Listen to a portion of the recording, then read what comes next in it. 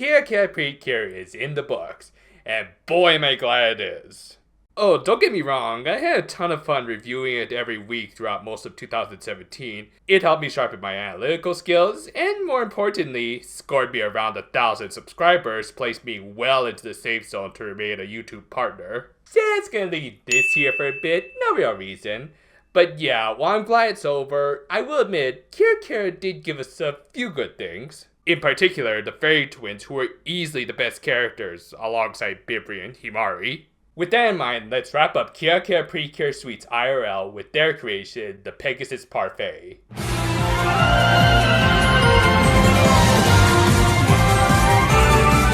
Now first up is obviously the confection that binds the fairy siblings together, the waffle. If you happen to remember my Halloween special, I made a waffle there too, with a slight hint of pumpkin just thrown in there for the season. You might also remember me using a very different waffle iron than this one, and that's because I had to buy a new one. Good things never last, my friends.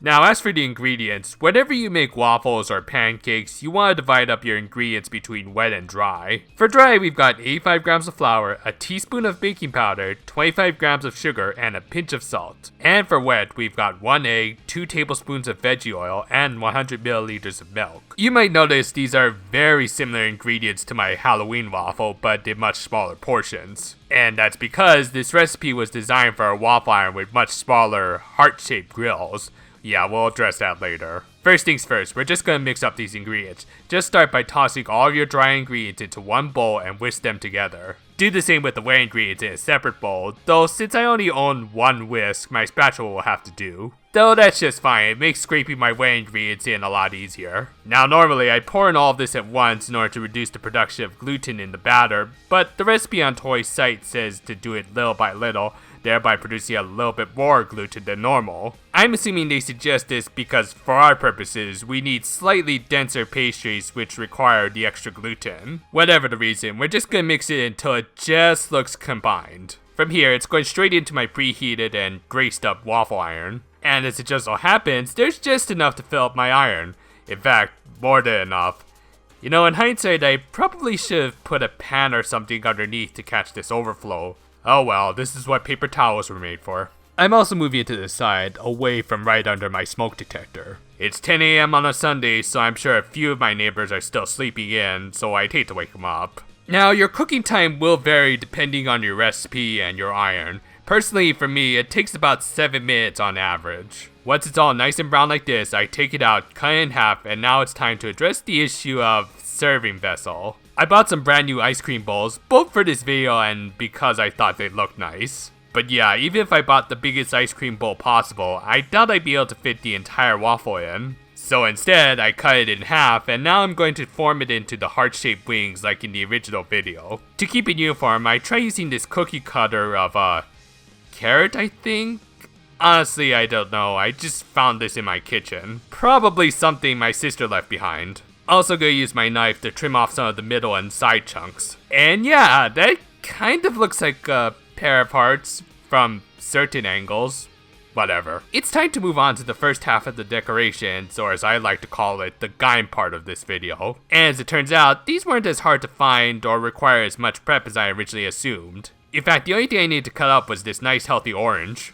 And as for everything else, I've got some pre-sliced honeydew melon. They're not in season, so you can't blame me for not buying it whole. Some more of these delicious previously frozen strawberries, and a single pear that I got out of the can. Yeah, believe it or not, this was indeed an ingredient listed in the original recipe. I'm guessing Toei just doesn't like pears as much as other fruits. Why do you think there was never a pear arms in Gaim? Speaking of which, we'll start off by cutting this orange up. Basic stuff, cut it in half and then into wedges. Easy enough. But now comes the issue with the pear and the melon. For this recipe, the melon is supposed to balance on the pear representing the horse's head. I'm guessing it's supposed to be a horse with a green mane. No! Green hair! Not green hair! And based off of how wet this pear is, yeah, I don't see that happening. No problem, I have a solution. Toothpicks. And yeah, I guess we can just call this an alicorn. Moving on to the second half of the decorations, we've got some jam of your choice, in my case raspberry, and of course, the chocolate pens. Thankfully, this is the last time I'll ever have to deal with these stupid things, so let's just rip off this band-aid and get it over with. After heating up one of each, pink, purple, blue, and pink in some warm water, I'm just gonna fill out complete rolls of waffle grooves with them. Starting off with the pink pen, it came out in little strings that I had to smooth out with my butter knife. Then I moved on to the purple pen and then realized there was an easier way to do this. Just cut a bigger hole at the end. I then do the same with the yellow and blue pens. And thus, our waffle wing colored with bright pastels is ready. とはいえ、サイドが強ければ強いほど逆に着色料とか製造成分を疑っちゃいそうで複雑な世の中だ。 And right before we get to assembly, I'm just gonna throw together another thing I can say goodbye to after this video. Whipped cream. Just 100 milliliters of heavy cream to a teaspoon of sugar. You know the drill by now. Whip until soft peaks. Gonna take out my ice cream bowl that I let chill in the freezer for a bit, which I'm just gonna fill up with a couple scoops of French vanilla that thankfully I didn't have to make myself this time and could just use some store-bought stuff. From there, just gonna use my piping bag to draw a swirl of whipped cream in the middle of the ice cream, followed by a few squirts in the front. Next comes a couple of really shiny looking strawberries to line the back. God, these things are so pretty. Follow that up with a single orange wedge, and then our pear melon head thing. I didn't realize even my waffle half wouldn't fit in the bowl, so I just settled for just the colorful little quarter of it.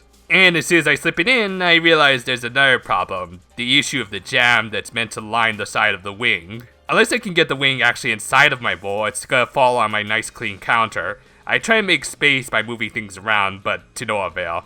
But you know, to be quite frank, I don't think it needs it, cause while crowded, this dish already looks pretty nice in my opinion. As for taste, I gotta admit, I dread actually eating a whole lot of these chocolate pens spread all over it, but honestly it didn't add nor take away from the waffle. It tasted fine even though it had gotten a little soggy from cooling down significantly. That said, it actually matches pretty well with the rest of the dish, kind of like a deconstructed ice cream cone. Fruits of course go well with ice cream, though I'm not a huge fan of the canned pear, a little too mushy for my taste. Still, I felt bad that I left out the jam, and hey, I still had a lot of waffle left over, so I decided to take a page out of another baker from a completely different season of Precure. 痛くなっちゃったスポンジはこうやって。美味しそうよ。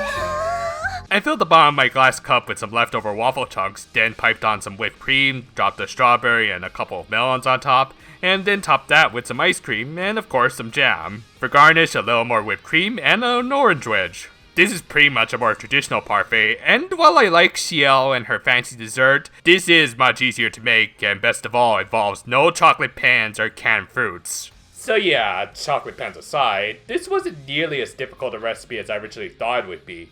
I probably could have bought larger ice cream bowls to accommodate all the ingredients, but that aside, I think I had a lot of fun making this, when I didn't have to worry about setting off my smoke alarms.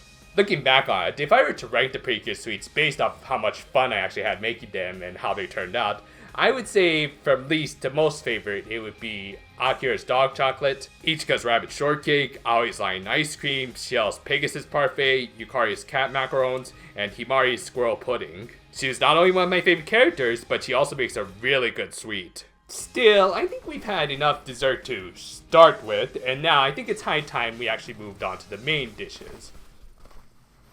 Check back next time for that, and until then though, farewell for now, my friends.